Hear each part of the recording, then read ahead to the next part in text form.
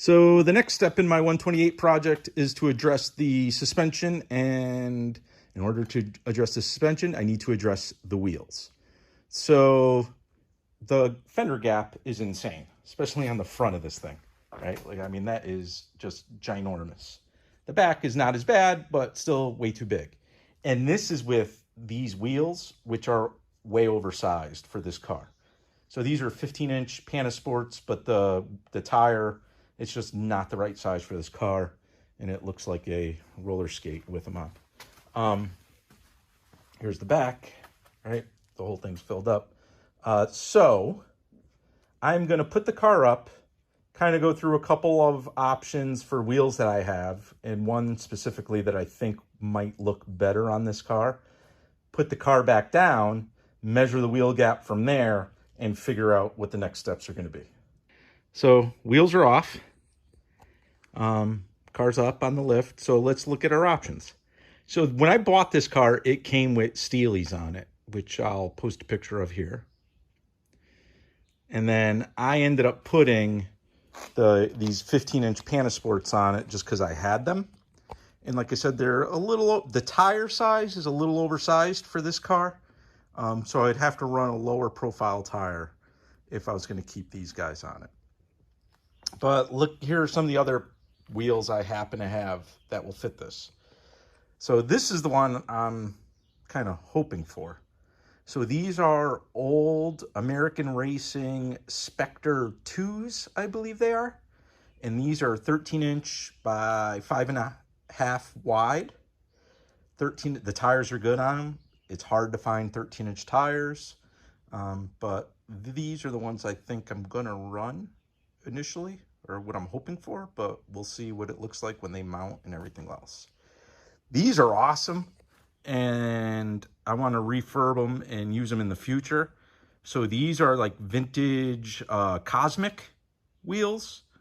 They are 13-inch by 6, so they're a little wider. The crazy thing about them is they have slicks on them right now. And these are old, what they would call cantilever slicks. So I think these were like in the, I'm not sure if they're Formula V or whatever, but at the time the rules were you could only run a 6-inch wheel, wide wheel. So manufacturers made these slicks that are called cantilever slicks. So look how far they stick out from the sidewall. So the way around the rule was, well, I could run a 6-inch wide wheel, but I'm running a 10-inch wide slick because of the way it was constructed. I do not want to be the guy who has to put these on a tire machine and get those to come off. So very cool. I don't think I'm going to run them because I may save these for a future project that I have in mind. And then the other thing I have are these are the Speedlines. They're not the Chromadoras. What's the style? I think it's CD-16. As you can see, they're Speedlines, made in Italy. And these are 13 by 5.5 as well. Good looking, good looking in the sense that, they're OEM, original looking. The tires I have on those are shot. So if I really wanted to run those instead of these, I would probably swap these tires over to those. So with that said, if you have a preference, leave a comment down below. We have the Panasports. We have the vintage, like American Racing Spectre 2s, the Cosmics, and then the Speedlines. I am going to mount these, I think, because size-wise, this is the right rolling diameter. Those are a little oversized. So even if I were to run these, I would have to get lower profile tires that would match this diameter. So I'm going to mount these, then lower the car and see what kind of fender gap we're dealing with when the car is actually running on a more appropriate size wheel tire combination. So the Panasports I had were stud mounted, and these have like the cone seat. So whenever you're changing wheels, you have to make sure you're running the correct mounting hardware. So these American racing wheels do not use the cone seat. So I'm actually I'm going to mount these studs. I'm going to convert it to studs and then use like the flat, I forgot what they're called, but like the flat shouldered lugs to mount it. So I want to show kind of close up what I'm talking about. So if you look at the wheel, see how there's this like recess, the round recess around each hole? That is for a washer, specifically designed for these, okay? So the washer goes in first, and then the shoulder nut goes on it, and the end result looks like that. So you can see the washer there, because the nut does not have that flange. So it's kind of like a two-piece deal, right? So I'll show you again. So here's like one of the nuts. See, there is no flange on it. So washer and the shoulder nut is what this style seat needs.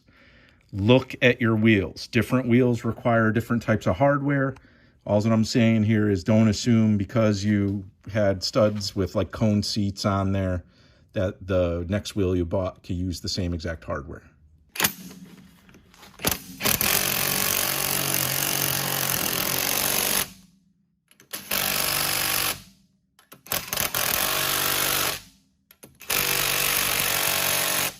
So they're snug. I'll torque them when they're on the ground. If I decide to run these, the last thing I'm going to have to figure out is what to do about a center cap. All right, and now the car is back on the ground, supporting its own weight. And this is exactly what I was talking about, or what I was looking to get, all right? So the wheel gap there, right, the fender gap is monstrous. I actually took a tape measure and measured it. In the rear here is 3 inches. And this is nothing because the front is a ridiculous 5 inches.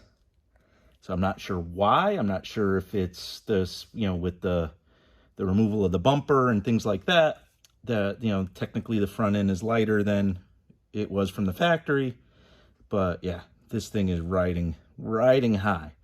So now I know what the gap is. I could start researching the best ways to mitigate it and get this thing down and you know, and with a nice looking stance. So that's really it.